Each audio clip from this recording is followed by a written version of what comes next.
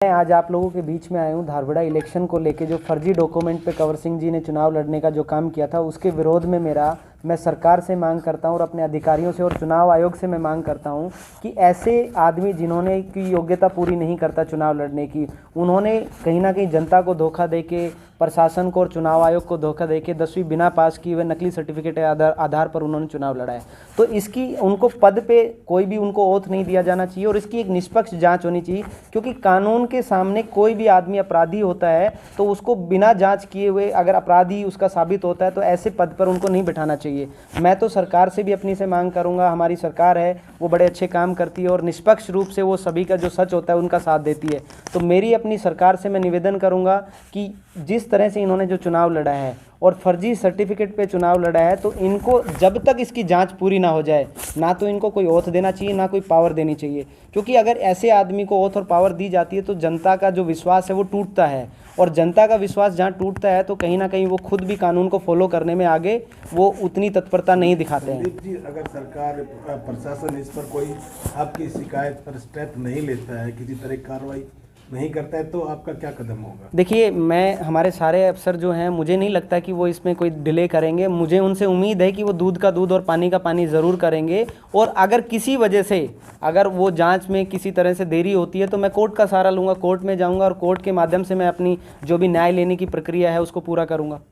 आज खुद कंवर सिंह जी मीडिया के सामने आके कह रहे हैं कि आपको कोर्ट में जाना चाहिए, मेरे डॉक्यूमेंट्स सब ठीक हैं। वो सर, मुझे आप लोगों के माध्यम से एक चीज़ मैं उनसे पूछना चाहूँगा कि कंवर सिंह जी सोशल जो अपना ये लाइफ जो जीते हैं और ये जो ढोंग उन्होंने किया है, क्या उनका कोई नैतिकता नहीं बनती कि अगर उन्होंने 10वीं पास नहीं किया तो उनको इस पद पे चुनाव नहीं लड़ना चाहिए था? क्या उनका कोई दायित्व नहीं बनता कि वो जनता को ये धोखा देने का जब काम कर रहे हैं और ये सबके सामने जब आ गया है तो अगर मैं कहीं गलत हूँ तो वो मुझ पर मानहानि का केस करें? मैं तो उन पर, वो तो कानून के दायरे में अगर फंसेगा कोई आदमी तो उस पर कार्रवाई तो होगी। वो मुझे कह रहे हैं कि कोर्ट की तरफ मैं जाऊँ, लेकिन कल को अगर वो 420 के केस में साबित होते हैं और उनको सज़ा हो जाएगी फिर वो किसको दोष देंगे? जी, मैं वही कहना चाह रहा हूँ आपको। वो कह रहे हैं कि आपके लगाए हुए आरोप निराधार है।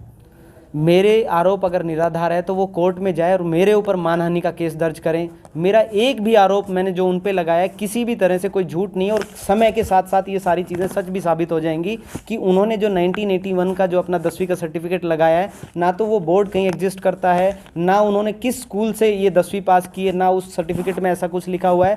टोटल पूरा फोर्स डॉक्यूमेंट है, नकली डॉक्यूमेंट उन्होंने बनाया हुआ है। तो जांच तो उनके खिलाफ है। अगर मैं कहीं गलत होता तो मैं इतनी ज़्यादा आवाज़ नहीं उठाता। आरोप लग रहे हैं, ये बेबुनियाद आरोप है।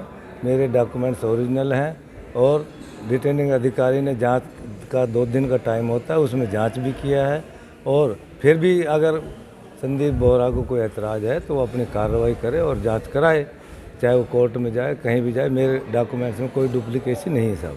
वो कह रहे हैं कि शरण लेने के लिए बीजेपी में चले गए। नहीं, शरण मैं पहले जिस पार्टी में था कोई मैं पदाधिकारी कभी किसी पर रहा ही नहीं कांग्रेस का। मैं तो दरी बिछाता था, मैंने दरी बिछाई नहीं, वहाँ भी यहाँ भी, लेकिन वफादारी और निष्ठा से काम किया था। अब बीजेपी का जो वफादारी और निष्ठा से काम करूँगा। मेरा कोई स्वार्थ नहीं है किसी प्रकार का भी। गांव का विकास चाहता हूं और जनता के काम तो सरकार के साथ तो रहना पड़ेगा, लेकिन मैं फिर भी अब कसम खा चुका हूं कि आजीवन बीजेपी के साथ ही रहूँगा। तो निराधार है जो आरोप लगाए? हाँ, बिल्कुल निराधार है।